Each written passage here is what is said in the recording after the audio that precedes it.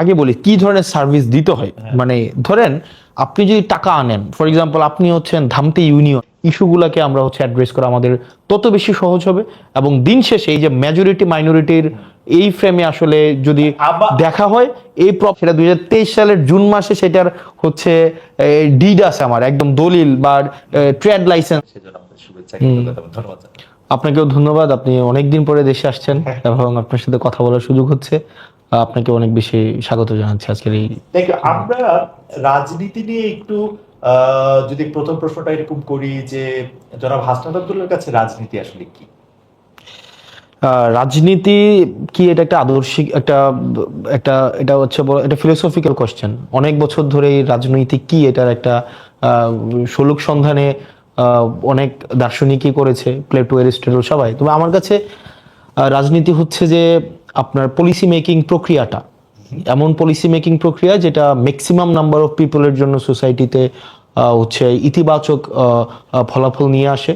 এবং যেই policy making প্রক্রিয়ার মধ্য দিয়ে আপনি ক্ষমতা গ্রহণ করবেন এবং রাষ্ট্র নাগরিকের প্রতি যেই দায়িত্বগুলো পালন করবে এবং নাগরিক রাষ্ট্রের প্রতি যেই কর্তব্যগুলো পালন করবে, এই পুরো প্রক্রিয়াটাই হচ্ছে আমার কাছে রাজনীতি। এবং দিন শেষে সিদ্ধান্ত গ্রহণ প্রক্রিয়া, যেটার মধ্য দিয়ে যেই সিদ্ধান্ত গ্রহণের মধ্য দিয়ে সমাজের বেশিরভাগ মানুষের কল্যাণ সাধন হবে, সমতা প্রতিষ্ঠিত হবে। এবং এটার সাথে ক্ষমতা সরাসরি জড়িত। আপনি দিন শেষে ক্ষমতায় যেতে হবে। ক্ষমতা, এখানে আমি বলছি ক্ষমতা নেতিবাচক শব্দটা মানে আমাদের প্র্যাকটিক্যাল বিভিন্ন রিজনের কারণে নেতিবাচক শোনা যায়, কিন্তু ক্ষমতার মধ্য দিয়েই হচ্ছে পলিসি মেকিং প্রক্রিয়া দিন শেষে ফিল্ডে বাস্তবায়ন করা যায়। তো রাজনীতি আমার কাছে এই সবগুলোর হচ্ছে একটা একটার সাথে সম্পৃক্ত। ইন্টারেস্টিং। আমার কাছে মনে হয় যে আপনার রাজনীতিটা আমরা তো একটু বুঝতে চাই, আপনার অল্প সময়ের মধ্যেও আপনি এটা আসলে একটু বলছেন, কিন্তু আপনি ক্ষমতাটার উপরে জোর দিচ্ছেন। অন্য রাজনীতিবিদদের আমরা প্রায় শুনি যে না, ক্ষমতা আমার লক্ষ্য না, আমি আসলে ক্ষমতার জন্য রাজনীতি করি না, জনগণের জন্য রাজনীতি করি না। সেক্ষেত্রে আপনি একদম স্পষ্ট বলতেছেন যে না, এটার সাথে ক্ষমতা খুব সম্পর্কিত। এটা আরেকটু বলবেন মানে আপনার ইউ হ্যাভ ফর এক্সাম্পল আপনার ভালো পলিসি আছে। আপনার রাজনীতির অনেক ধরনের রূপ হয়, যেমন সিভিল সোসাইটি হচ্ছে সে কখনোই হচ্ছে আপনার ক্ষমতায় যাবে না, কিন্তু সেও পলিসি প্রপোজ করে সোসাইটিতে, সামাজিক সম্মতি উৎপাদন করে, রাজনৈতিক সম্মতি উৎপাদন করে। পেপার পত্রিকারও এক ধরনের পলিটিক্যাল পজিশন আছে, সেও সম্মতি উৎপাদন করে। কিন্তু দিন শেষে একটা রাজনৈতিক দলের দিন শেষে সেটা অবজেক্টিভ থাকবে, সে সেটা ক্ষমতায় যাবে। ক্ষমতা বলতে বোঝাচ্ছে যে এক্সিকিউশনের তার হচ্ছে একটা ম্যান্ডেট থাকবে।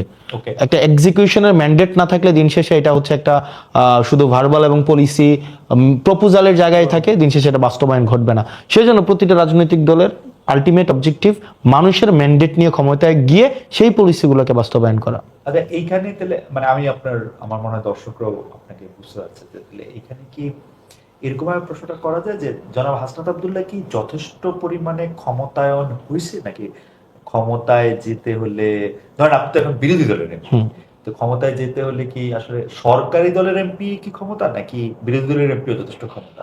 একটু লেজ যুক্ত করি, মানে সরকারি দলের শীর্ষ নেতা হওয়া ক্ষমতা, না সরকারি দলের ধরেন এখন ওনাদের কতটা আছে 260-65 মনে হয় 350, তো ওইটার একজন হওয়া ক্ষমতা নেই।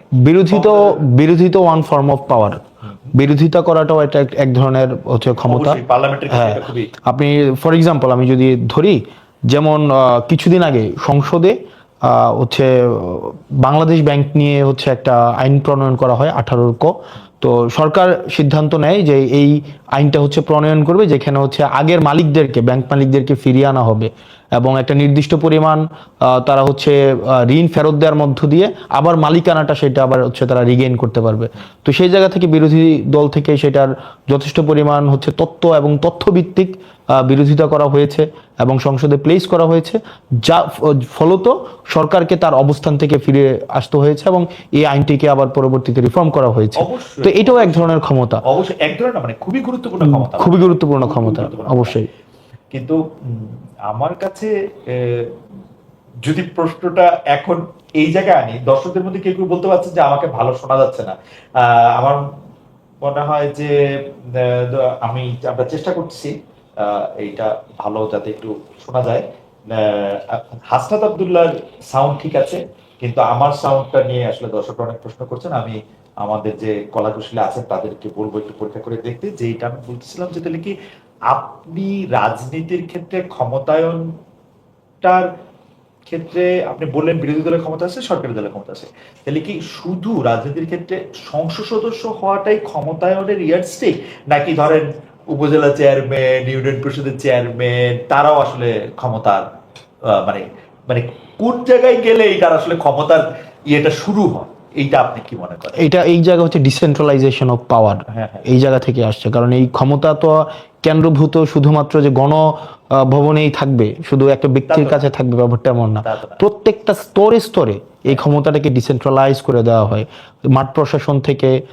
দেওয়া হয় কাগজে কলমে, মানে আপনি কি দেখতে পাচ্ছেন যে মানে তারা কি আসলে কি এটা সত্যি সত্যি ডিসেন্ট্রালাইজড, মানে একজন ইউনিয়ন পরিষদের যিনি চেয়ারম্যান আছেন বা উপজেলা পরিষদের যিনি চেয়ারম্যান আছেন, এটা কি যথেষ্ট পরিমাণে আপনি কি মনে করেন না, যে থিওরিটিক্যালি অনেক বছর ধরে আমরা ডিসেন্ট্রালাইজেশন অফ পাওয়ার নিয়ে আমরা কথা বলেছি, বলছে, আমরা শুনেছি, কিন্তু এটার যেই প্রায়োগিক জায়গাটাই সেটা আসলে মূলত নয়। প্রায়োগিক জায়গায় দেখা যায় যে একটা নির্দিষ্ট অংশ, বিশেষ করে যদি দেখি মাঠ প্রশাসনের কয়েকটা পোস্ট খুব বেশি ক্ষমতাবান, সেই ক্ষেত্রে আবার দেখা যায় আপনার এমপির জায়গা থেকে আমাদের যদি তাত্ত্বিক আমাদের কিন্তু ক্ষমতা আইন প্রণয়ন করার কথা, কিন্তু সেই জায়গায় দেখা যায় আমাদের এমপিদেরকে কিন্তু অনেক বেশি হচ্ছে স্থানীয় বিভিন্ন অ্যাক্টিভিটিতে আমাদের প্র্যাকটিসের জায়গাটায় আমাদেরকে যুক্ত থাকতে হচ্ছে। তো উপজেলা চেয়ারম্যানের কাজগুলো কিন্তু অনেক ক্ষেত্রে আমাদের করতে হচ্ছে, এটা প্র্যাকটিস, এটা হচ্ছে এবং মানুষও এভাবে ভাবছে, কারণ অনেক বছর ধরে যেহেতু এটা চলে এসছে। তো ডিসেন্ট্রালাইজেশন অফ পাওয়ার তাত্ত্বিকভাবে যেভাবে রয়েছে, প্রায়োগিক জায়গাতে সব ক্ষেত্রে এমন নয়। তবে আমরা চাই এই ডিসেন্ট্রালাইজেশন অফ পাওয়ার প্রত্যেকের যেই ক্ষমতাটা আমরা যখন ইনস্টিটিউশনগুলোকে আমরা যথাযথভাবে হচ্ছে ফাংশনাল করতে পারবো, তখন এই যে পাওয়ারের চেক অ্যান্ড ব্যালেন্সটা হচ্ছে যথাযথভাবে হচ্ছে প্রয়োগ হবে। চেক এন্ড ব্যালেন্সের কথা যখন আপনি বললেন, তাহলে আপনি কি এইটা একটু বলবেন যে অনেকেই বলে থাকেন যে রাজনীতিবিদ এবং যারা ব্যুরোক্রেট আছেন, আমলা যারা আছেন, তাদের মধ্যে এক ধরনের মানে ক্ষমতার ভাগাভাগি বা ক্ষমতার প্রচার বা প্রকাশ নিয়ে এক ধরনের একটা দ্বন্দ্ব তৈরি হয়। আপনি এটি কিভাবে ফিল করেন? ধরেন যে ডিসি সাহেব, ডিএনও সাহেব ঢাকায় আসলে সেক্রেটারি সাহেবদের তো এক ধরনের ভাবে তারা মানে এক ধরনের ক্ষমতায়িত। ক্ষমতায়িত এবং রাষ্ট্রটা পরিচালনা করার জন্য তারা যেহেতু নির্বাহী বিভাগটা, সেটা তো সেই ক্ষেত্রে কি এমপি সাহেবদের বা ইউনিয়ন পরিষদের চেয়ারম্যান, উপজেলা পরিষদের চেয়ারম্যান, তাদের একটা ক্ষমতার দ্বন্দ্ব হয় বাংলাদেশে এখনকার পরিস্থিতিটা কেমন? এটা হচ্ছে যেমন আপনার দেখা যায় যে ডিসি, ইউনো, তারপর হচ্ছে এসি ল্যান্ড, তারা হচ্ছে আপনার সরকারের যে পলিসিটা, এই পলিসিটা বাস্তবায়ন করার দায়িত্বে। এই সরকারের পলিসি কিন্তু হচ্ছে সরাসরি একজন সংসদ সদস্য বা উপজেলা চেয়ারম্যান সরাসরি গিয়ে সেটা বাস্তবায়ন করবে না। সেটার জন্য সরকারের একটা হচ্ছে ফিক্সড বডি আছে, সেটা হচ্ছে আমাদের আপনি যার কথা বললেন DC, secretary, UNO, SP, OC, তারা এই কাজটা করবে। তো দেখা যায় যখন এই সংসদ সদস্য সে ক্ষমতা প্রণয়ন করতে আইন প্রণয়ন করে এবং সেটা বাস্তবায়ন করতে যায়, তখনই কিন্তু স্বার্থের সংঘাতটা তৈরি হয়। তো এটা আমরা আমাদের জায়গা থেকে সেই দিন দিন হচ্ছে আমরা এটার ভিজিবল ডিফারেন্সটা আমরা তৈরি করার চেষ্টা করছি। আমরা প্রয়োগের জায়গায় আমরা সরাসরি কোনো ধরনের হস্তক্ষেপ যেন না হয় সেই জায়গাটা নিশ্চিত করার আমরা চেষ্টা করছি। তবে এটা অনেকদিন একটা প্র্যাকটিসের মধ্য দিয়ে, এটা যেহেতু একটা ইভ্যালুয়েশন প্রক্রিয়ার মধ্যে আছে, এবং যেহেতু বিগত সরকার আপনি যদি দেখেন অনেক বেশি আমলা নির্ভর ছিল, অনেক বেশি এখানে রাজনীতিবিদদের হচ্ছে প্রাধান্য অনেক ক্ষেত্রেই কমে গিয়েছিল। সেখানে দেখা গিয়েছে নির্বাচন প্রক্রিয়াটা যেহেতু আমলা নির্ভর ছিল, এখানে দেখা গিয়েছে নির্বাচনের আগে যদি ওই সংশ্লিষ্ট স্থানীয় মাঠ প্রশাসনের ইউনোকে, ওসি, এসপি এবং হচ্ছে ডিসিকে সেখানে এক ধরনের নিয়ন্ত্রণের একটা ব্যাপার ছিল। তো রাজনীতিবিদদের যেহেতু গ্রহণযোগ্যতা কমে গিয়েছিল, ডিসিশন মেকিং এ তাদের অংশগ্রহণ কমে গিয়েছিল, তখন সেখানে স্বার্থের সংঘাত তৈরি হচ্ছিল। কিন্তু এখন এই কাজগুলো কম্পার্টমেন্টালাইজ, এখানে স্পষ্টতই রাজনীতিবিদের কাজ কি, মাঠ প্রশাসনের কাজ কি, যেহেতু কম্পার্টমেন্টালাইজ হচ্ছে এবং এটা সময়ের মধ্য দিয়ে এটা হয়ে যাবে। আমরা এই যদি রেগুলারাইজেশন অফ পিসফুল ইলেকশনটা যদি আমরা এনশিওর করতে পারি যে এটা আমলা নির্ভর হবে না, এটা জনগণ নির্ভর হবে, তাহলে এই রাজনীতিবিদ এবং আমলাদের মধ্যে যে স্বার্থের সংঘাত তৈরি হয় সেটা থেকে আমরা বের হয়ে আসতে পারবো।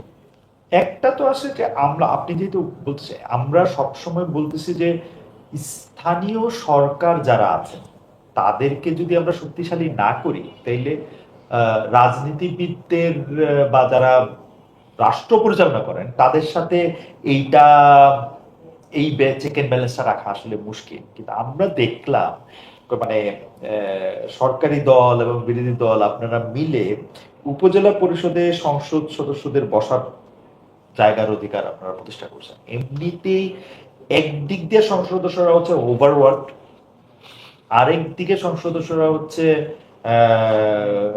অনেক বেশি দায়িত্ব তারা পালন করেন। ধরেন স্কুল কলেজে, সকল স্কুল কলেজের সভাপতি, তারপরে আরো আরো আরো আরো মানে শত শত প্রজেক্টের মধ্যে আপনারা থাকেন, মানে শত শত মাহফিলের মধ্যে, মেলের মধ্যে আপনারা থাকেন। এর মধ্যে আপনারা আবার একটা বাড়তি দায়িত্ব নিলেন, কারণ ওইখানে যে আপনারা বসবেন, বসলেই দেখা যাবে যে ইউনো সাহেবের সঙ্গে, সরি, উপজেলা চেয়ারম্যান সাহেবের সাথে আপনাদের একটা মানে ব্যক্তিত্বের দ্বন্দ্ব তৈরি হয়েছে।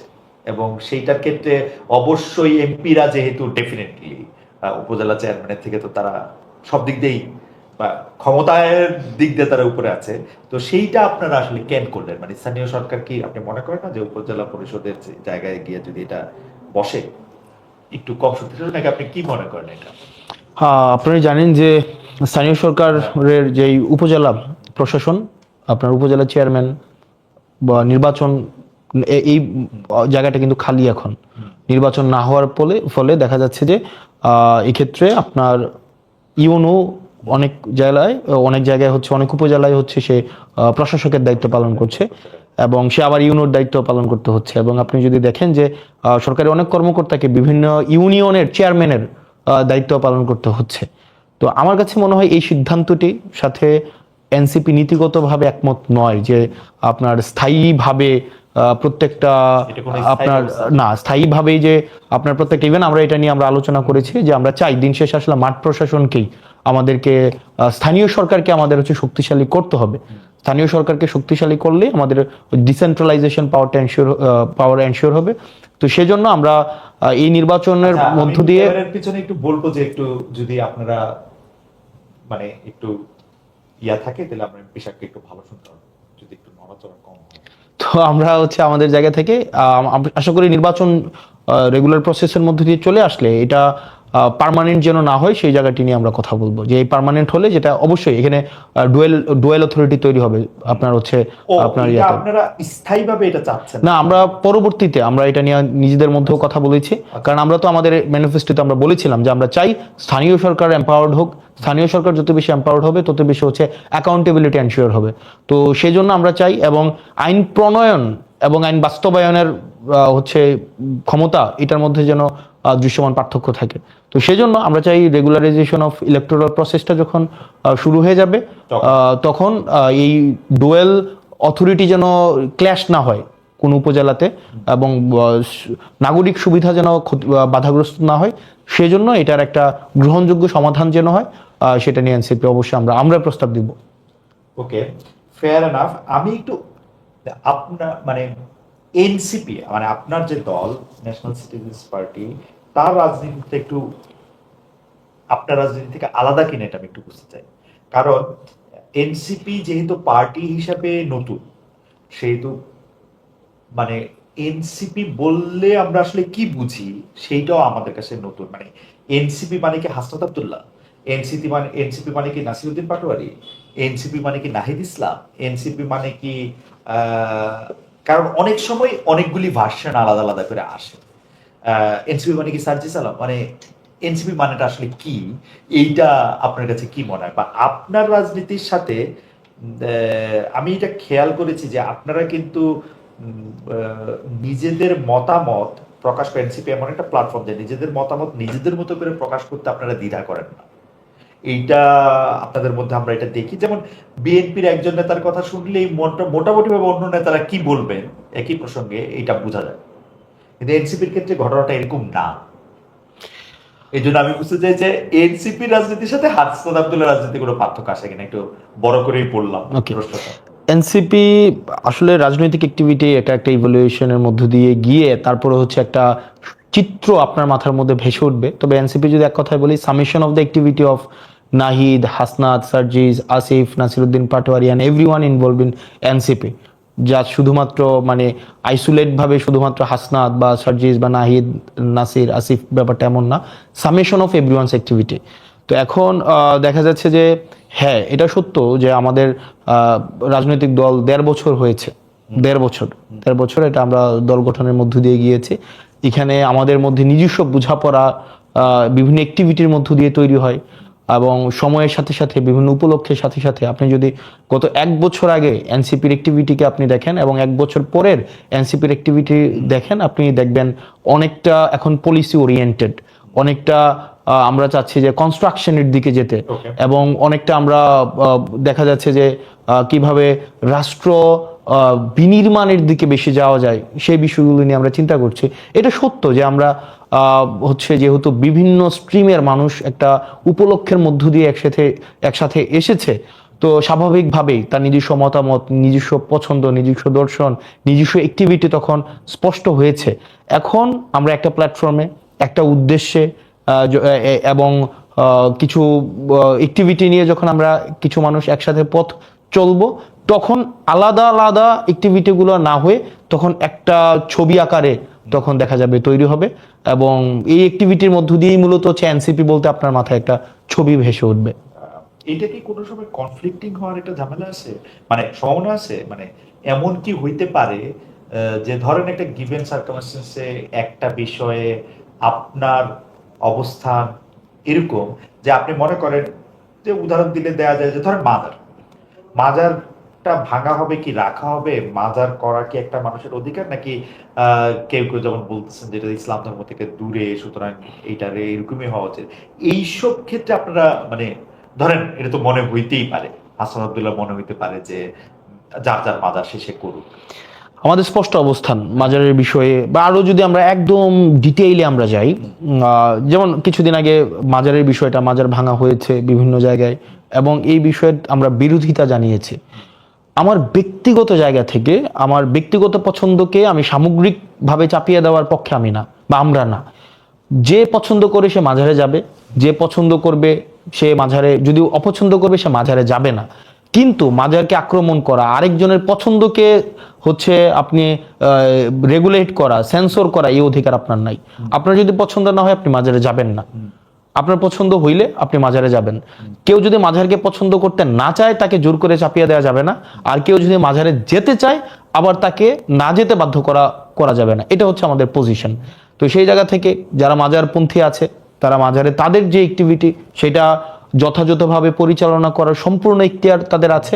আবার যারা মাজার পছন্দ করে না তাদেরকে চাপিয়ে দেওয়ার ইখতিয়ারও কারণ নেই। এটা হচ্ছে আমাদের স্পষ্ট অবস্থান, এবং সেই জায়গায় আমরা কিন্তু একদম শুরু থেকে আমরা কথা বলেছি এবং শুরু থেকে আমরা বিবৃতি দিয়েছি, আমরা বিভিন্ন জায়গায় কথা বলেছি। ইভেন আমি আমার রাজনৈতিক আমার এলাকাতে আমি যেন মাজারের উপরে বা কোনো যারা হচ্ছে আপনার মতো করে ভাববে না, আপনার মতো করে পছন্দ করবে না, তাকে আপনি আক্রমণ করবেন, এই জায়গাটি যেন কখনো না হয়, সেই জায়গাতে কিন্তু আমরা স্পষ্টভাবে আমাদের অবস্থানটা স্পষ্ট করেছি।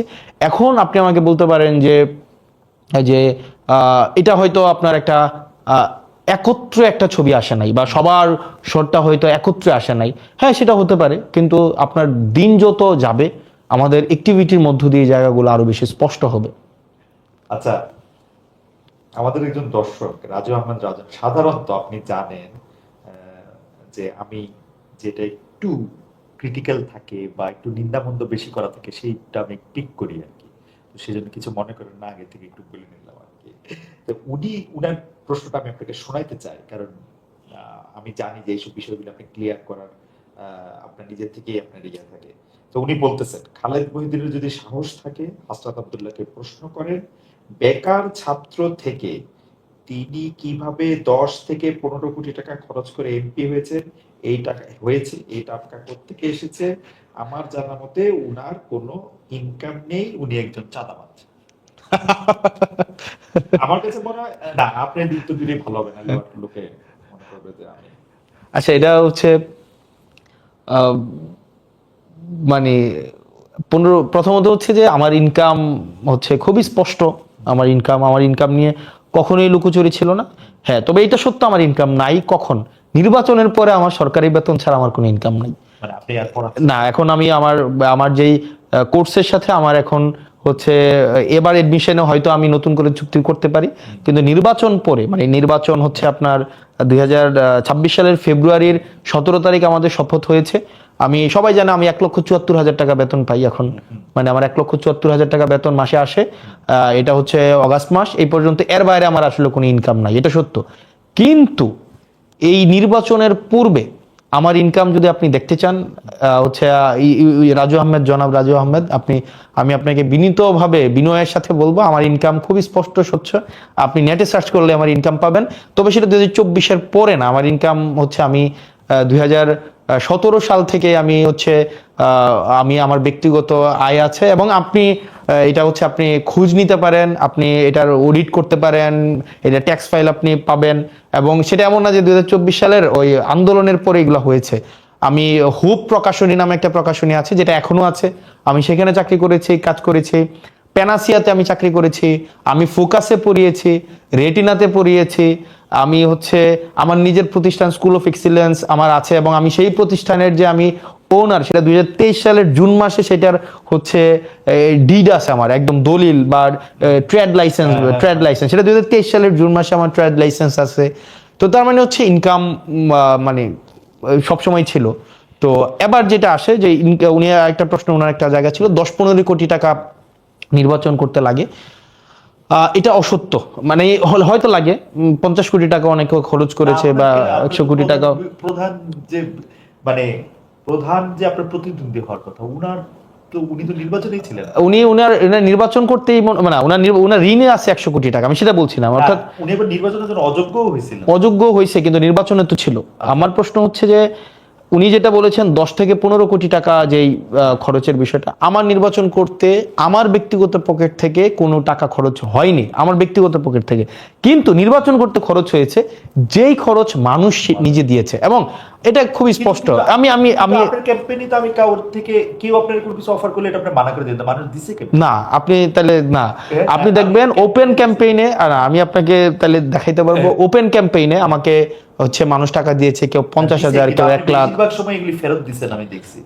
কিছু কিছু ক্ষেত্রে হয়তো ফেরত দিয়েছি, কিন্তু আপনি দেখবেন আমাদের হচ্ছে এবং হিসাবও আছে, বিদেশ থেকে কেউ 1 লাখ। এবং আমি অনলাইনে কোনো ফান্ড রেজ করিনি আমার নির্বাচনে, আমি অফলাইনে ফান্ড রেজ, অর্থাৎ আমি একটা প্রোগ্রাম করেছি, ওই প্রোগ্রামে এসে মানুষ অংশগ্রহণ করেছে। তো স্বাভাবিকভাবে আমাদের নির্বাচনে মনে খরচের লিমিট ছিল 43 লাখ টাকা, মানে একজন 43 লাখ টাকা খরচ করতে পারবে, বা 37 লাখ টাকা মনে হয় খরচ করতে পারবে। মানে কনস্টিটিউয়েন্ট ভেদে একটু এদিক সেদিক, হ্যাঁ। অর্থাৎ 10 টাকা করে পার ভোটার 10 টাকা করে। আমার ভোটার ছিল 4,13,000 ভোটার ছিল। তো এটা প্র্যাকটিক্যালি আসলে পসিবল না যে আমার হচ্ছে 4,13,000 10 টাকা করে 40 লাখ টাকা। আমরা দেখিয়েছি 43 লাখ টাকা, এবং পার্লামেন্টে এটা নিয়ে কথাও বলবো, এর কারণ সংসদ সদস্যরা মিথ্যা বলেই পার্লামেন্টে ঢুকে, একদম এটা মানে এটা নিয়ে বলবো। আচ্ছা, এখানে না, ইনস্ট্রুমেন্টাল নির্বাচনে কিছু ইনস্ট্রুমেন্টাল কস্ট আছে, এটা সত্য। ইনস্ট্রুমেন্টাল কস্ট যেমন আবার পোস্টারিং এ কোনো ইনস্ট্রুমেন্টাল কস্ট ছিল না। যেমন বেশিরভাগ ক্ষেত্রে ইনস্ট্রুমেন্টাল কস্ট কোথায় লাগে, যেমন আপনি ক্যাম্পেইন করাতে আপনি 500 লোক নিয়ে আপনি ক্যাম্পেইন করবেন, তারপর যে মানুষকে খাওয়াবেন, আর কেউ যদি ভোট কিনতে চায় সেটা তো ডিফারেন্ট বিষয়। এবার আসেন আমার জায়গায়, এই জায়গাগুলো হচ্ছে নির্বাচনের খরচের খাত। এবার আমার জায়গায় আসেন, আমি নির্বাচনে কোনো একটাও আমি বড় সমাবেশ করি নাই, আমি ছোট ছোট উঠান বৈঠক করেছি, এবং উঠান বৈঠকের খরচ ওই এলাকার যে উঠান বৈঠক করেছে ওই এলাকায় খরচ হয়েছে। তারপরে হচ্ছে আমি মানে কাউকে যে ভোট কেনার তো প্রশ্নই আসে না, মানে ভোট কেনার যে টাকা দিয়ে ভোট কেনা। এবং আমার নির্বাচনের বা আমার রাজনীতির যে জায়গাটা বলেন, আমার রাজনীতির একটা গুরুত্বপূর্ণ জায়গা হচ্ছে cost effective politics. Until and unless আপনি রাজনীতির খরচ যদি কমাইতে না পারেন, আপনি কোনোভাবেই দুর্নীতির বাইরে থাকতে পারবেন না। ফর এক্সাম্পল, এইটা হইলো আপনি একদম মানে কি বলবো, হেডলাইন করার মতো একটা বলতে, রাজনীতির খরচ যদি কমানো না যায় তাহলে দুর্নীতি কোনোভাবেই বন্ধ করা যাবে না। রাজনীতির খরচটা কি পপুলার ডিমান্ড, মানে লোকে কি এমপি হাসনাত আব্দুল্লাহ এই খরচটা করুক এটা চায়? মানে দেখেন, আমি যদি বলি একদম শুরু থেকে আমার একটা কথা ছিল, আপনি ফ্রিতে ভোট দিলে আপনি ফ্রিতে সার্ভিস পাবেন। ফ্রিতে ভোট দিবেন, ফ্রিতে সার্ভিস নেবেন, সিম্পল। কিন্তু বেশিরভাগ ক্ষেত্রে যেটা হয়, আমার নির্বাচনে যদি 10 কোটি টাকা আমার ইনভেস্ট করতে হয় বা 15 কোটি টাকা ইনভেস্ট করতে হয়, মানে আমি ইনভেস্ট করলাম নির্বাচনে, কি কি খরচ করলাম, আমি হয়তো এলাকার হচ্ছে ওই কর্মীদেরকে টাকা দিলাম, আমি হচ্ছে ধরেন ভোট কিনলাম, আগের রাতে টাকা পাঠাইলাম, সিনজি পাঠাইলাম, অটো পাঠাইলাম, খাওয়ার খরচ দিলাম, তাহলে কিন্তু নির্বাচনের পরে আমার প্রথম যেই টার্গেটটা হবে সেটা হচ্ছে প্রত্যেকটা কাজের থেকে আমি হচ্ছে কমিশন খাবো, প্রত্যেকটা কাজ থেকে আমাকে কমিশন খাইতে হবে। এবং হচ্ছে দেখা যাবে ওই মসজিদের টাকা আসবে 10 লাখ টাকা, আমি এখান থেকে টাকা খাবো, আমার পিআইইউ থেকে টাকা খাবো, ইঞ্জিনিয়ার থেকে টাকা খাবো, পোস্টিং প্রমোশনের টাকা খাবো, নিয়োগ থেকে টাকা খাবো। যেমন আমাদের এমপিদের কিন্তু কিছু নিয়োগেরও আমাদের কিছু আমরা উপদেষ্টা থাকি নিয়োগ বোর্ডের, ওগুলা থেকে আমি টাকা খাবো। এখন দেখা যাবে এটা একটা ভিশিয়াস সাইকেল, মানে এই সাইকেল থেকে আপনি এসকেপ করতে পারবেন না। এই সাইকেলটাকে ব্রেক করাই ছিল আমার প্রথম টার্গেট। সেজন্য আমি একদম ফ্রম ডে ওয়ান, আমি যখন সিদ্ধান্ত নিয়েছি আমি নির্বাচন করব, আমার ছিল আমি যদি 500 ভোটও পাই আমি টাকা খরচ করব না, একদম ফ্রম ডে ওয়ান, যে আমার টাকা ছাড়া। এখন আপনি প্রশ্ন করতে পারেন যে আপনার টাকা খরচ হয় নাই, কিন্তু টাকা মানুষ খরচ করবে, আমার জন্য মানুষ খরচ করছে, এখন তাকে আমি ফ্রিতে সার্ভিস দেই। এখন আপনাকে একজন এটার ক্ষেত্রে আপনি একটা, আচ্ছা আমার সাউন্ডটা কি ঠিক হয় নাই? এটা বাড়ান যাচ্ছে তো বাড়াই দেন। কার্ডের মাধ্যমে। আমি তো জিনিসটা হচ্ছে যে মানে দুইজনের সাউন্ড পাওয়া যাবে না একটা ইয়ার মধ্যে, মানে টেকনোলজির এই অবস্থা। যাই হোক, আমি আমি আমি যেটা বলি, আমি এই জায়গাটা যদি একটু স্পষ্ট করি, আমি একটু প্রশ্নটা করি, তাহলে এটা একটু বোঝা যাওয়ার একটু জায়গা, যে এটাকে একদম পাওয়া যাচ্ছে না, পাওয়া যাচ্ছে একটু কম। আর আমি আমার প্রশ্নটা হচ্ছে হাসান, আমি যেটা জানতে চাই যে ধরে আপনার ক্যাম্পেইনে আমি ধইরা নেই যে অঙ্কের সুবিধার্থে 10 লাখ টাকা খরচ হয়েছে, তো সেই 10 লাখ টাকা খরচের মধ্যে আপনার একদল বন্ধু সেই 10 লাখ টাকা দিছে, আর আপনার যারা ভোটার তারা এই 10 লাখ টাকা নিছে। এখন আপনি যখন সার্ভিসটা দেন, তখন যারা আপনার দিছে তাদেরকে আপনি বেশি সার্ভিস দেন কিনা, মানে তারা আপনার বেশি ক্লোজ কিনা, বিকজ তারা তো তাদের মানে তাদের এইটা করছে এটার মধ্যে। আচ্ছা, ইন্টারেস্টিংলি আমি আগে বলি কি ধরনের সার্ভিস দিতে হয়। হ্যাঁ। মানে ধরেন আপনি যদি টাকা আনেন, ফর এক্সাম্পল আপনি হচ্ছেন ধামতি ইউনিয়নের, হ্যাঁ, আপনি আমাকে নির্বাচনে ফান্ডিং করলেন, 20 লাখ টাকা 30 লাখ টাকা আপনি দিলেন, তাহলে কয়েকটা সার্ভিস আপনি আমাকে দিতে হবে, আমি আপনার কাছে লায়াবল হয়ে যাব। কি কি দিতে হবে? যেমন আপনার এলাকায় গরু বাজার হবে, তখন দেখা যাবে এই গরু বাজার আপনাকে দিতে হবে আমার, তখন আপনি আমাকে ধরেন ওই আপনার এলাকায় ধরেন কোন একটা নিয়োগ হবে, কাজী নিয়োগ হবে, তখন দেখা যাবে সেইখানে আপনি হচ্ছে ইন্টারফেয়ার করার চেষ্টা করবেন। আপনার এলাকায় একটা জলমহল হচ্ছে আপনার এলাকায় হচ্ছে টেন্ডার হবে, তখন দেখা যাবে আমি সেখানে লায়াবল হব। এখন প্রশ্ন হচ্ছে আমি কি এই ধরনের কোনো ব্যক্তি থেকে টাকা এনেছি কিনা, তাদেরকে এই সুযোগটা দিয়েছি কিনা? উত্তর হচ্ছে না। অর্থাৎ কোনো একটা নির্দিষ্ট ব্যক্তি আমাকে 50 লাখ টাকা দিবে, 20 লাখ টাকা দিবে, 10 লাখ টাকা দিবে, এবং সেটা হচ্ছে কি যে, এবং সেটা হচ্ছে একদম আপনার আর আমার নিজস্ব বোঝাপড়া থাকবে, বিষয়টা এমন না। আমাকে যদি মানুষ টাকা দিতে চেয়েছে, সেটা প্রকাশ্য দিবালোকে সবার সামনে যে আমি টাকা দিতে চাচ্ছি, অন কন্ডিশন যে আমি আপনার কাছে অ্যাকাউন্টেবল না, এবং এর বিনিময়ে আমি আপনাকে কিছু দিতে পারবো না, এবং এটা দেবিদ্বারের সবাই জানে। মনের মধ্যে একটা ইয়া থাকে না, এখন ইয়েস, এটা থাকবে কখন? এটা থাকবে কখন? যখন আপনি তার সাথে কোনো ধরনের সিক্রেট কোনো আন্ডারস্ট্যান্ডিং এ যাবেন, যেমন যেহেতু এটা প্রকাশ্যে, এবং এটা যে আমি আপনাকে টাকা দিবেন, এটা হচ্ছে যদি দিয়েছেন নির্বাচনে, এবং আমাদের একটা কমিটি ছিল, আমাদের কমিটি ছিল, এবং এই টাকা আমরা সরাসরি কোনোভাবে ইয়া করি নাই। এবং আমরা বেশিরভাগ ক্ষেত্রে আমার নির্বাচনে যেটা করেছি, instead of receiving liquid money, আমরা বলেছি ওকে ফাইন, আপনি আপনার এলাকার দায়িত্ব নেন, আপনি আপনার এলাকার হয়তো ধরেন এই প্রোগ্রামটা করেছেন, ওখানে খাওয়ার দায়িত্ব দেন, অথবা এটার হচ্ছে ব্যানারটা করে দেন, অথবা চ্যাটগুলো দিয়ে দেন, সিম্পল। এখানে আমার ব্যক্তিগতভাবে বা আমার পার্টি ব্যক্তিগতভাবে ফ্রম ডে ওয়ান আমরা চেষ্টা করেছি রাজনীতিটাকে হচ্ছে আপনার টাকার বাইরে নিয়ে আসা। আদারওয়াইজ আমি যদি ধরেন টাকা নিতাম, তাহলে এখন কি হইতো, সামনে নির্বাচন আছে, আপনাকে আমার মনোনয়ন দিতে হইতো, গরু বাজার দিতে হইতো, আপনাকে আমার হচ্ছে জলমহল দিতে হইতো, আপনার বাড়ির রাস্তা পাকা করে দিতে হইতো, কাজী নিয়োগে আপনাকে প্রাধান্য দিতে হইতো। এখন দেবিদ্বারের সবাই জানে যে আমি কারো কাছে অ্যাকাউন্টেবল না, একজনের কাছেও না, কারণ আমি যেহেতু কারো কাছ থেকে টাকা নিয়ে নির্বাচন করি নাই। সুতরাং আবার টাকা নিয়ে যদি টাকা কেউ খরচ করে থাকে, আমি তাকে এমন কোনো মানে শর্ত দেই নাই, কমিটমেন্ট দেই নাই যে আপনি আমাকে টাকা খরচ করেন আমি আপনাকে ফেরত দেব। মোটামুটি ভাবে যতদিন থেকে সাংবাদিকতা করি, মানে এই 28 বছর ধরে, তখন বেশিরভাগ ক্ষেত্রেই দেখেছি যে কর্মী আর কর্মচারীর মধ্যে তফাৎ নাই, কেউ কোনো কোনো রাজনীতিবিদ বলতেছেন যে এরা আমার কর্মী হইলো, এরা আচরণ করতেছেন হচ্ছে কর্মচারীর মতো, যে একটা টাকা চাচ্ছেন, একটা বেতন চাচ্ছেন। এটা খুবই ফ্রাস্ট্রেটিং লাগে, কারণ আমি যখন কোনো একটা আমার পলিটি থেকে কেউ একটা টাকা নেয়, আপনার কথাটাতে আমি আরো বেশি এটা প্রমাণ পেলাম, মানে আপনি তো টাকাটা নিজের পকেট থেকে দিবেন না, নো, আপনি পলিটির টাকাটাই কিন্তু আবার ট্রু নিবেন। ট্রু। আপনি টাকাটা নিবেন এবং যে কোনো নেয়া দেয়ার ক্ষেত্রেই আপনি যদি 5 টাকা উনাদেরকে দেন, আপনি আসলে 15 টাকা উনাদের থেকে নিয়ে নেবেন। তো সেইটা উনাদের জন্য কিন্তু আসলে সস্তা পড়ে যদি ওনারা এবং টাকাটা এটা এক ধরনের প্রায়োরিটি ইনভেস্টমেন্ট। আপনাকে ইনভেস্ট করছে, রাইট। আপনি হচ্ছে কেউ অনার চায়, কেউ পদ চায়, কেউ টাকা চায়। আপনি কোন ফর্মে, 3টা ফর্মে হচ্ছে আপনি ফেরত দিবেন। কেউ তো হয়তো আপনি তাকে সম্মান দিয়ে কোনো একটা পদ দিবেন, অথবা তাকে কোনো ফর্মে তাকে হচ্ছে অ্যাকোমোডেট করবেন, অথবা তাকে কোনো একটা ব্যবসাপাতি দিবেন। আপনি আমার দেবীদ্বারা খোঁজ নিতে পারেন, এটা যেহেতু পাবলিক প্রোগ্রাম সবাই জানে এবং এখন অ্যাক্সেস টু ইনফরমেশন সবার কাছে আছে, প্রশাসনিক ট্রান্সপারেন্সি আছে। আপনি দেখবেন আমি কোনো বিষয়ে মানে সবকিছু এটা পলিসি যেটা হওয়ার কথা ওভাবেই হবে, যে কেউ আমরা টেন্ডার ম্যানিপুলেশন করতে যাওয়া, কাউকে নির্দিষ্টভাবে কাজ দিয়ে দেওয়া, এই বিষয়গুলোর আমি এগুলার আমার কোনো কিছু লাইবিলিটি নাই। ইভেন আমার কর্মীদের কাছেও আমি কোনো কমিটেড না যে আপনি যেহেতু আমার জন্য নির্বাচনে, যেমন আমি হচ্ছে নির্বাচনের ইমিডিয়েট পরই আমি একটা প্রবলেম ফেস করি, সেটা হচ্ছে যে আপনার কিছু দুইজন লোক আসে যে তার মেয়ে হচ্ছে এসএসসিতে ফেল করেছে, তো তার ফর্ম ফিল আপটা যেন আমি টেস্টে ফেল করেছে, তার ফর্ম ফিল আপটা করার জন্য যেন আমি হচ্ছে হেডমাস্টারকে বলে দিই। তো আমি বললাম এটা কেন বলবো, কারণ স্কুলের তো নিয়ম আছে, ফেল করলে তাকে অ্যালাউ করবে না। তখন উনি বললো আমি তো আপনার জন্য নির্বাচনে কাজ করছি।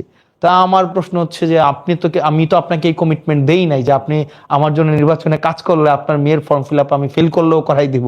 বরং এটা হইতে পারতো যে কিছু টাকা যদি আপনি টাকার দিতে পারছেন না, 10,000 টাকা হয়তো ফর্ম ফিল আপ, এক্ষেত্রে তো আমরা রিকোয়েস্ট করতে পারতাম। এটা আমাদের একজন জনপ্রতিনিধি হিসাবে এটা আমাদের একটা মানে এই যে পজিটিভ ভাবে অ্যাপ্রোচ করার, এটা অন্তত আপনি এক্সপেক্ট করতে পারেন আমার কাছ থেকে।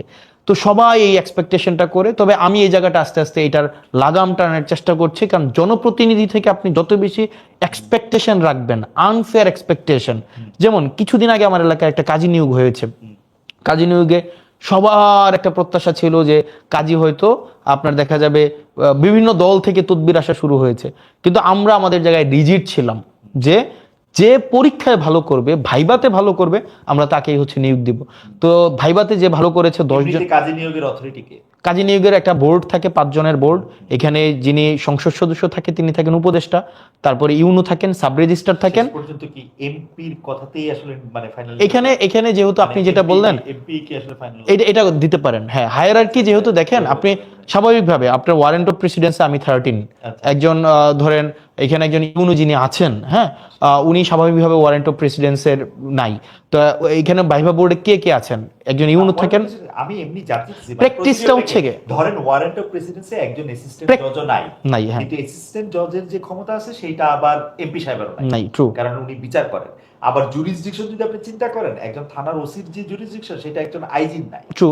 মানে এইভাবেই কিন্তু এটা হচ্ছে কি অনেক বছর ধরে প্র্যাকটিস হয়ে আসছে, কারণ এটা যেহেতু আমাদের রেজুলেশনে যাবে। আমি জাস্ট ক্লিয়ার করি। তো দেখা গিয়েছে যে আপনার স্বাভাবিকভাবেই এমপি যেটা চায় স্বাভাবিকভাবেই এটা হয়ে থাকে, কিন্তু আমরা এটা চাই না, কারণ এটা প্র্যাকটিস। থিওরি হওয়ার কথা ছিল কি, বা আদর্শিক জায়গাটা কি হচ্ছে, একদম আইডিয়াল সিচুয়েশনে যে ক্যাপাবল তাকে 5 জন মিলে হচ্ছে রেফার করবে, কারণ এটা 5 জনেরই সিগনেচার লাগবে। সাব রেজিস্ট্রার সিগনেচার করবে, সংশ্লিষ্ট ইউনিয়নের চেয়ারম্যান সিগনেচার করবে, এমপি সিগনেচার করবে এবং ইউনো সিগনেচার করবে।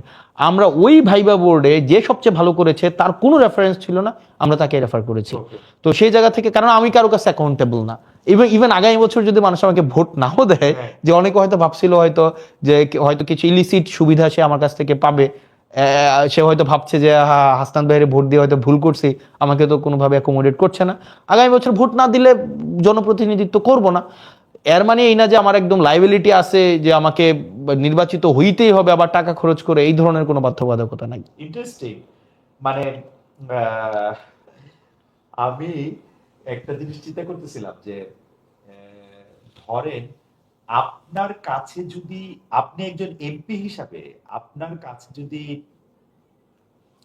ইয়াগুলি এইভাবে থাকে, তাহলে কিন্তু আপনাকে বিতর্কিত করাও আসলে খুব সহজ, ডেফিনেটলি।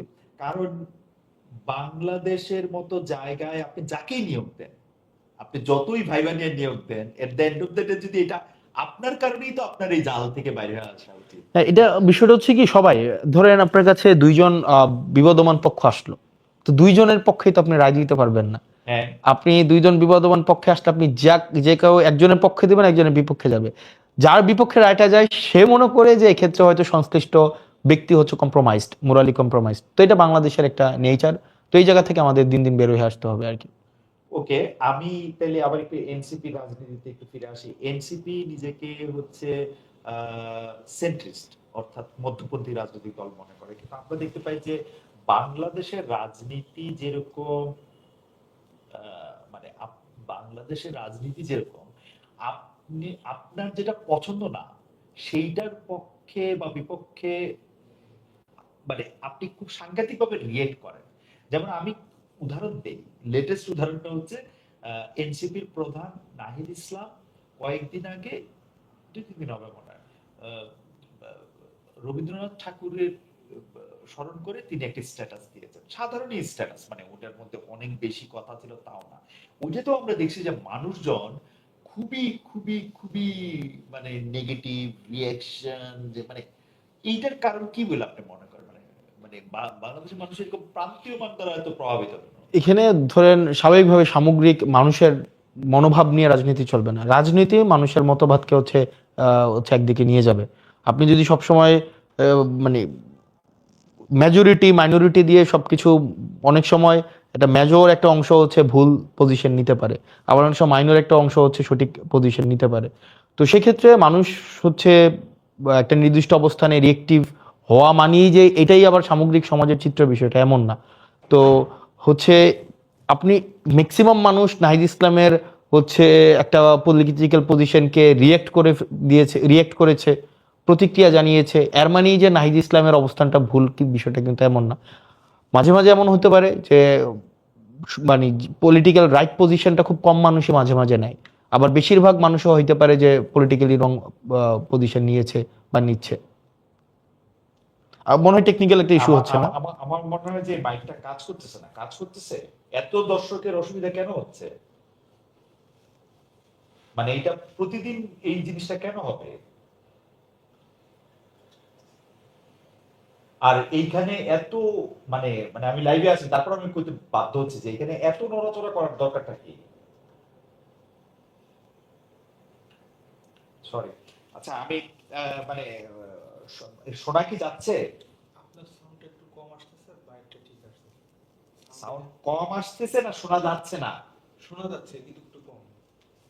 আচ্ছা, আমি যেটা বলতে চাইছিলাম যে এইটা আপনারা রাজনীতির ক্ষেত্রে ঠিক করবেন, কিন্তু কয়েকটা ইস্যুর ক্ষেত্রে, যেমন আপনি এখানে যখন আসবেন তখন একটা বিষয় অনেকেই আপনার কাছে জানতে চেয়েছেন যে নারীর অধিকার, নারীর মর্যাদা, নারীর শিক্ষা, এমনকি যারা মানে নারীর জীবিকা, ওটার ক্ষেত্রেও আপনারা বা আপনার দল কি ভাবছেন আসলে? মানে এটা কি কোনো একটা স্পেশাল কোনো কিছু? যেমন অনেকে এরকম বলেন যে নারীদের আর পুরুষদের আলাদা শিক্ষা কার্যক্রম অংশগ্রহণ করা উচিত। বর্তমান ব্যবস্থাপনায় নারীদের ঘরে থাকলে আরেকটু বেশি আমি আমি ভেবেছিলাম যে আপনি প্রশ্নতে এটা এটা করবেন যে নারীদেরকে আপনারা শিক্ষার হচ্ছে সুযোগ দিবেন কিনা, কর্মসংস্থানের অনুমতি দিবেন কিনা। রাইট আমি রাইট ভেবেছিলাম এটা। অনেক অনেক এই কোশ্চেনটা সিরিয়াসলি প্রবলেমেটিক। কোশ্চেনটা সিরিয়াসলি প্রবলেমেটিক। প্রথম প্রশ্ন হচ্ছে আপনি কে তাদেরকে দেওয়ার? কারণ এখানে তো হচ্ছে মানে আপনি যখন এভাবে একটা অথরিটেটিভ জায়গায় আপনাকে নিয়ে যান, যে আপনি পুরুষ হিসেবে আপনি হচ্ছেন মানে আপনি খুবই সাংঘাতিক ভাবে খুবই সমাপতি কথা বলতেছেন যে আপনি কে। না, আপনি এখানে জানেন হচ্ছে যে বাংলাদেশে না সিচুয়েশনটা না একটু দিস ইজ different, মানে হাউ খুবই না পুরুষতান্ত্রিক। দিস ইজ আপনি জানেন যে আপনি যে জোটে আছেন সেই জোটের নেতৃবৃন্দের মধ্যে থেকেও এরকম ধরনের কথা না, সেই জোটের নেতৃবৃন্দে আর হচ্ছে আদৌ এটা তো আমাদের রাজনৈতিক কোনো জোট না, সিম্পল। মানে এখানে আদর্শিক কোনো জোট না। সরি, আদর্শিক কোনো জোট না, সরি। নির্বাচন। এখানে বিষয়টা হচ্ছে যে এটা নির্বাচনী জোট। আমরা প্রথম প্রশ্ন হচ্ছে যে নারীর শিক্ষা, নারীর কর্মসংস্থান, নারীর হচ্ছে তার হচ্ছে সামগ্রিক যে অধিকার, এই বিষয়ে যে আমরা পুরুষকে প্রশ্ন করে আপনারা দিবেন কিনা, এই প্রশ্নটা হাইলি প্রবলেমেটিক। প্রথমত হচ্ছে একটা নারী স্বনির্ভর একটা বিষয়, নারী একটা স্বকীয় বিষয়, এবং তার মতামত গ্রহণের সিদ্ধান্ত, কর্মসংস্থানের সিদ্ধান্ত, শিক্ষার সিদ্ধান্ত সে তার নিজের মতো করে নেবে। এবং এখানে হচ্ছে আমরা এনসিপি নারী পুরুষ এইভাবে দেখি না, নাগরিক আকারে দেখি। আমি যে সুযোগ সুবিধা পাবো, একটা নারীও সেই ধরনের সুযোগ সুবিধা পাবে।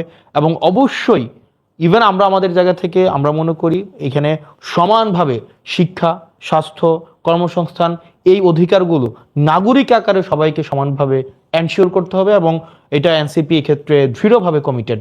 অর্থাৎ প্রথম প্রশ্নই তো আমরা এখানে, আপনি পুরুষ আকারে যে আপনি নিজেকে প্রথমেই একটা মানে এই যে সুপিরিয়র জায়গায় নিয়ে যান, এক্ষেত্রে আমরা এইটার সাথে আমরা সাবস্ক্রাইব করি না। Of course not.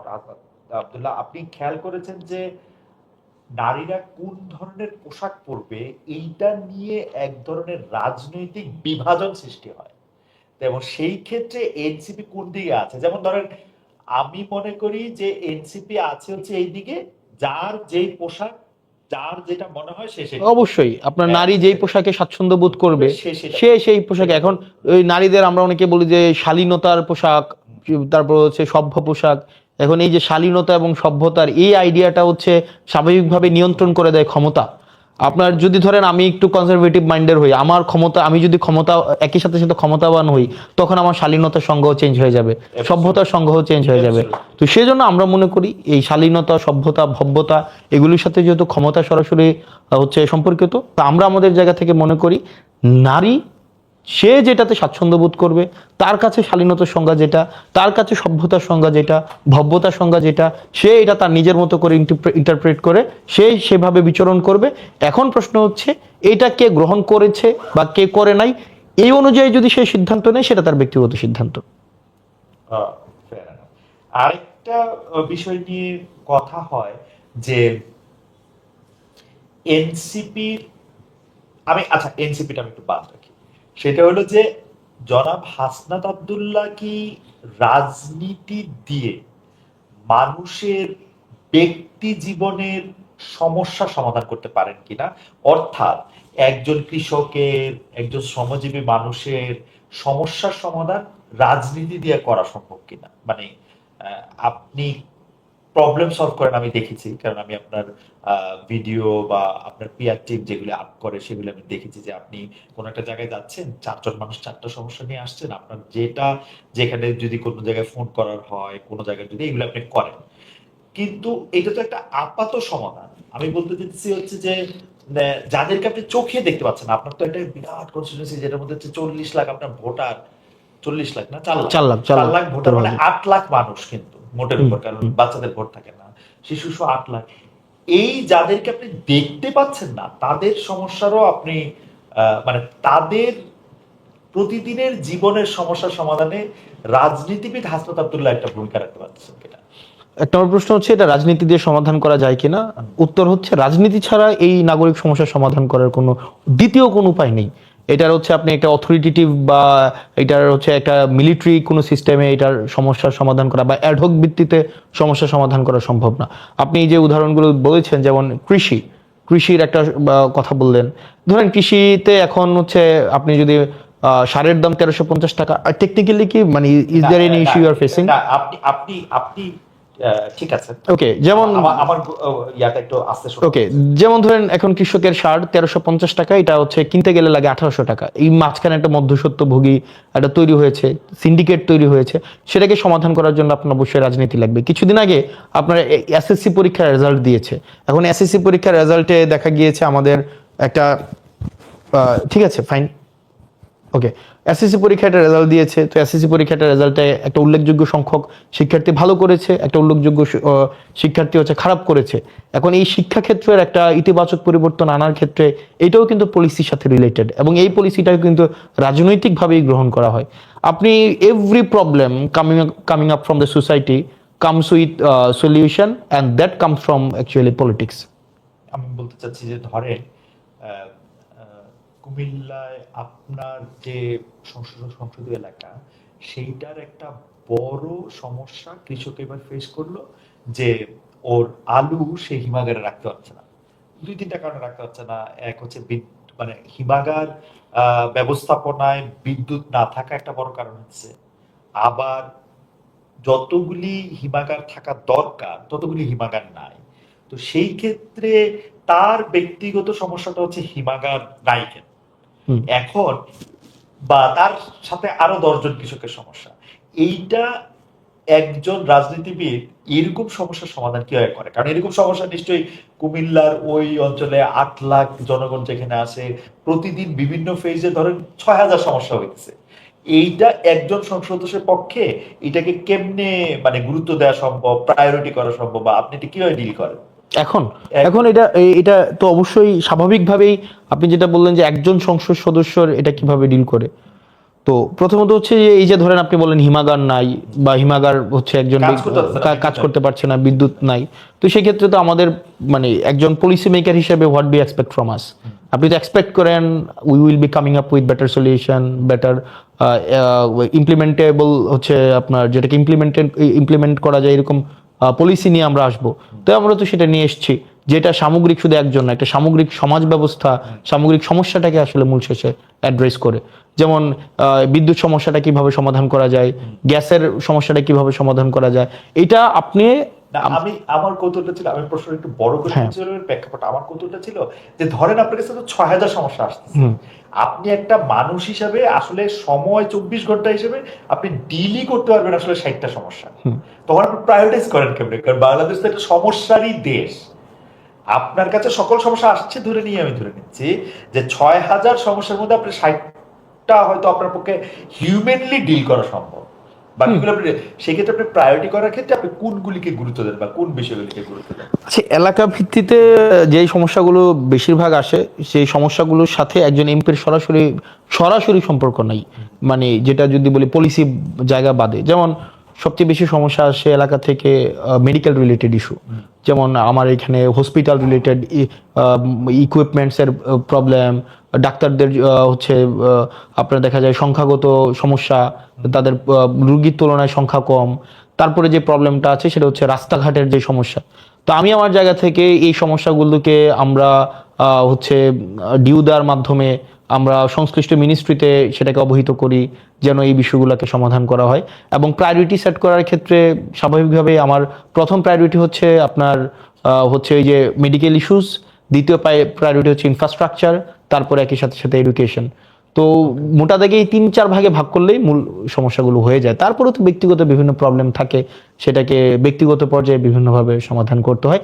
সেটার আসলে কোনো এক ধরনের কোনো মানে একদম একটা ইউনিভার্সাল কোনো ফরম্যাট নাই, বা ইউনিভার্সাল কোনো ট্যাবলেট নাই যে, বা কোনো ওষুধ নাই যে এইটা দিয়ে 1 চামচ চাইরে 2 চামচ করে দিয়ে না, আমি এটা সমাধান জানি করা যে- যাবে। আমি জানি যে এটা নাই, কিন্তু আমার কৌতূহলটা ছিল যে আপনার প্রায়োরিটি করার ক্ষেত্রে আপনি আসলে কোন বিষয়গুলি গুরুত্ব দেন সেটা আমরা একটু বুঝতে, মানে এটা কি বেশি লোককে এফেক্ট করে যেটা, সেটা আপনি যেটা Yes. বলেন বেশি লোককে যেটা এফেক্ট করে, Yes. যেটা ইমিডিয়েট আসলে কোনো রেসপন্স করা দরকার সেটা, সেগুলি নানা ধরনের ফ্যাক্টর দিয়ে আপনি বিবেচনা করেন। এটা আমি Yes. এটা আমি পরিষ্কার, এটা আমি পরিষ্কার। আচ্ছা, আমার এটা আজকে শেষ প্রশ্ন, কিন্তু সেটা একটু ভূ রাজনৈতিক এবং আমাদের রিজিওনাল পলিটিক্স এবং রিজিওনাল মানে এটা কেন্দ্রিক। আমরা আসলে ভারত যেহেতু এইখানকার সবচেয়ে বড় দেশ, তো আমরা কিন্তু ভারতকে এক ধরনের বিগ ব্রাদার রোল প্লে করতে বা বিগ ব্রাদার রোলের ইন্টেনশন করতে দেখি, এবং ভারতের কিন্তু নানা ধরনের পলিসির মধ্যে, policy towards in and out পিপলের মধ্যে তাদের নানা ধরনের ঝামেলা আছে। কিন্তু আমরা যখন ইতিহাসের পাতা